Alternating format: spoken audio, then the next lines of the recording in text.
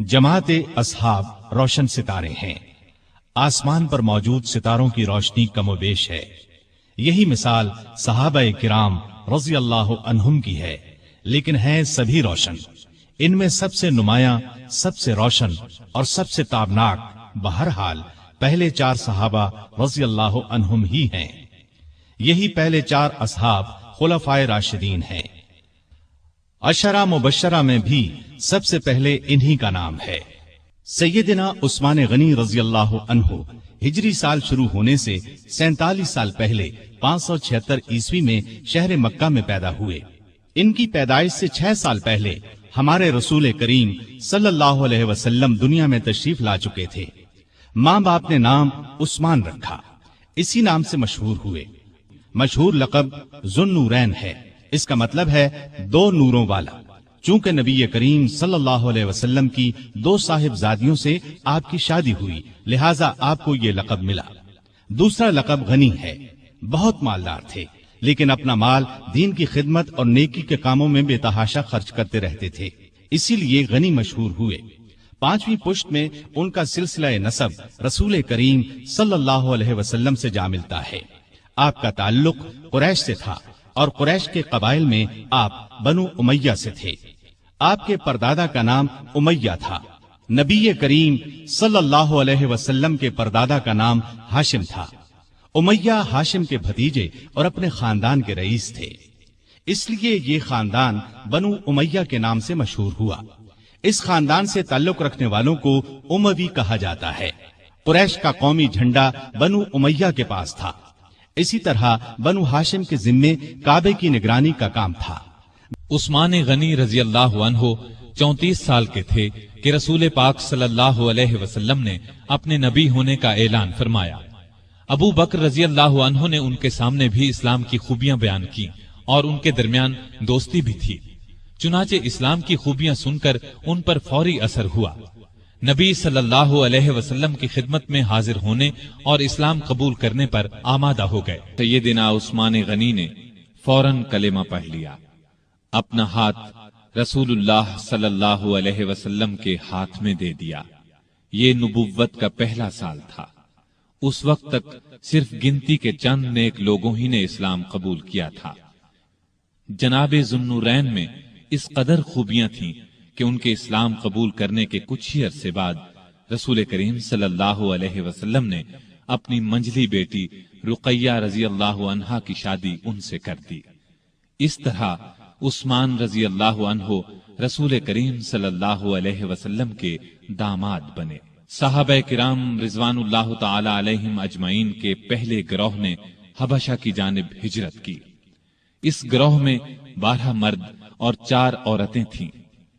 सैयदना उस्मान गनी रजी अल्लाह अन्हु उनके अमीर थे और उनके हमराह उनकी ज़ौजा मोहतरमा रसूलुल्लाह सल्लल्लाहु अलैहि वसल्लम की साहबजादी रुकैया रजी अल्लाह अन्हा भी थीं। सैयदना उस्मान गनी रजी अल्लाह अन्हु की हिजरत के बारे में नबी सल्लल्लाहु अलैहि वसल्लम ने ये अल्फाज इरशाद फरमाए। इब्राहिम और लूत अलैहिमुस्सलाम के बाद उस्मान गनी रजी अल्लाह अन्हु पहले शख्स हैं जिन्होंने अपने घर वालों के साथ हिजरत की। भाईचारा कराते वक्त नबी करीम सल्लल्लाहु अलैहि वसल्लम ने औस बिन साबित अंसारी को आपका भाई बनाया। इब्तिदा में मस्जिद नबवी बहुत छोटी सी थी। मुसलमानों की तादाद में इजाफा हुआ तो नबी करीम सल्लल्लाहु अलैहि वसल्लम ने इरादा फरमाया साथ वाली जमीन मस्जिद के लिए खरीद ली जाए। आपने ऐलान फरमाया कि कोई है जो इस जमीन को खरीद कर मस्जिद में शामिल कर दे और बदले में जन्नत ले ले। इस पर सैयदना उस्मान फौरन आगे बढ़े, 10,000 दिरहम में जमीन खरीद कर मस्जिद के लिए पेश कर दी। हिजरत के दूसरे साल रमजान में बद्र की लड़ाई पेश आई। उस वक्त नबी सल्लल्लाहु अलैहि वसल्लम की प्यारी बेटी और उस्मान की ज़ौजा मोहतरमा सैयदा रुकैया रजी अल्लाह अन्हा सख्त बीमार थीं। आप सल्लल्लाहु अलैहि वसल्लम ने उनकी देखभाल के लिए उस्मान रजी अल्लाह अन्हु को मदीने में छोड़ा और उनसे फरमाया, तुम्हें उस शख्स के बराबर सवाब मिलेगा जो लड़ाई में शरीक होगा। तुम यहां रहकर रुकैया की तीमारदारी करो। जिस रोज बद्र का मार्का हुआ और मुसलमानों को फतह नसीब हुई, اسی روز مدینے میں سیدہ رقیہ رضی اللہ عنہا کا انتقال ہوا۔ سیدنا عثمان غنی رضی اللہ عنہ بہت غمگین رہنے لگے، کہا کرتے تھے، افسوس، رسول اللہ صلی اللہ علیہ وسلم سے میرا رشتہ ٹوٹ گیا۔ آپ صلی اللہ علیہ وسلم نے ان کی یہ حالت دیکھی تو اپنی دوسری بیٹی سیدہ ام کلثوم رضی اللہ عنہا کا نکاح ان سے کر دیا۔ سیدنا عمر فاروق رضی اللہ عنہ نے یکم محرم کو وفات پائی۔ اس کے بعد 2 دن تک خلافت پر بات ہوتی رہی۔ آخر سیدنا عثمان غنی رضی اللہ عنہ کو خلیفہ چن لیا گیا۔ خلافت کے وقت عمر 70 برس سے زیادہ تھی۔ اپنی شہادت تک تقریباً 12 سال خلیفہ رہے۔ اس عرصے میں کئی نئے ملک اور علاقے فتح ہوئے۔ اسلامی حکومت کا رقبہ لاکھوں مربع میل بڑھ گیا۔ ایک شاندار بحری بیڑا تیار ہوا۔ ان کے زمانے میں آذربائیجان سیدنا خالد بن ولید رضی اللہ عنہ کے ہاتھ پر دوبارہ فتح ہوا۔ 27 ہجری کو سیدنا عبداللہ بن سعد بن ابی سرح رضی اللہ عنہ نے افریقہ پر چڑھائی کی۔ اس طرح قبرص، تبرستان اور جرجان کے علاقے فتح ہوئے۔ فارس، مرو، بلخ اور ہرات تک سارے علاقے فتح کر لیے گئے۔ تخار، ترکستان فتح ہوئے۔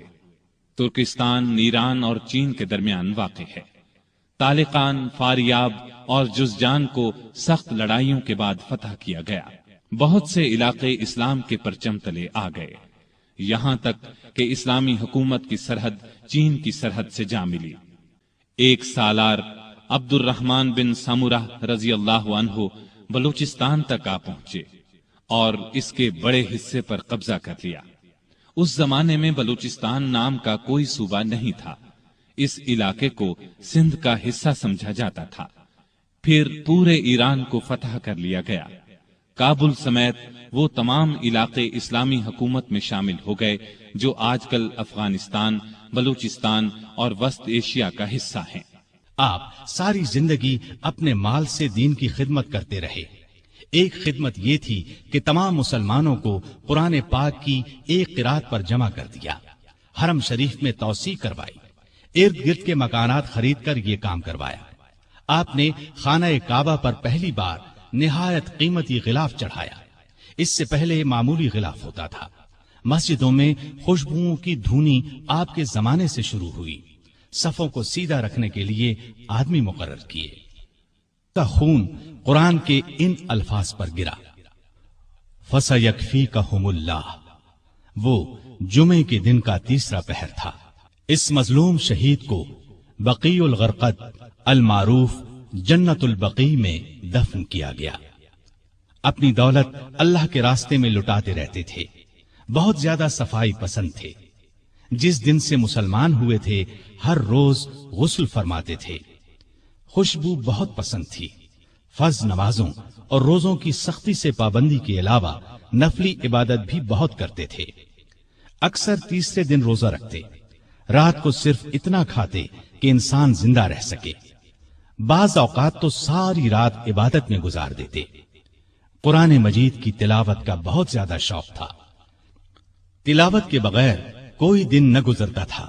ہر سال حج کے لیے جاتے، آخری سال باغیوں کے محاصرے کی وجہ سے نہ جا سکے۔ لکھنا پڑھنا جانتے تھے، وحی کی کتابت بھی کرتے تھے۔ وحی نازل ہوتی تو اکثر نبی کریم صلی اللہ علیہ وسلم انہیں لکھنے کے لیے بلاتے۔ قرآن کے بہت بڑے عالم اور حافظ تھے۔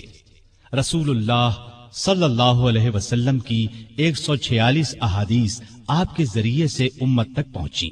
سیدنا عثمان غنی رضی اللہ عنہ نے بئر روما خرید کر مسلمانوں کے لیے عام کر دیا۔ مسجد نبوی کی توسیع کے لیے زمین خریدی۔ سیدنا علی رضی اللہ عنہ کی سیدہ فاطمہ رضی اللہ عنہا سے شادی کا موقع آیا تو انہوں نے اپنی زرہ سیدنا عثمان رضی اللہ عنہ کے ہاتھ 480 درہم میں بیچ دی۔ عثمان رضی اللہ عنہ نے اس رقم کے ساتھ وہ زرہ بھی انہیں واپس تحفے میں دے دی۔ تبوک کے موقع پر تو ان کی دریا دلی کی انتہا نہ رہی۔ قحط کے موقع پر غلے سے لدے ہوئے اونٹ لوگوں میں تقسیم کر دیے۔ نبی اکرم صلی اللہ علیہ وسلم سے آپ کو بے انتہا محبت تھی۔ ایک مرتبہ نبی کریم صلی اللہ علیہ وسلم کے گھر میں 4 دن کا فاقہ تھا۔ سیدنا عثمان غنی رضی اللہ عنہ کو پتہ چلا تو فوراً بہت سا آٹا، کھجوریں، 1 بکرا اور 300 درہم لے کر حضور صلی اللہ علیہ وسلم کے گھر پہنچے۔ اس وقت آپ صلی اللہ علیہ وسلم گھر میں نہیں تھے۔ انہوں نے یہ چیزیں بی بی عائشہ رضی اللہ عنہا کے حوالے کی۔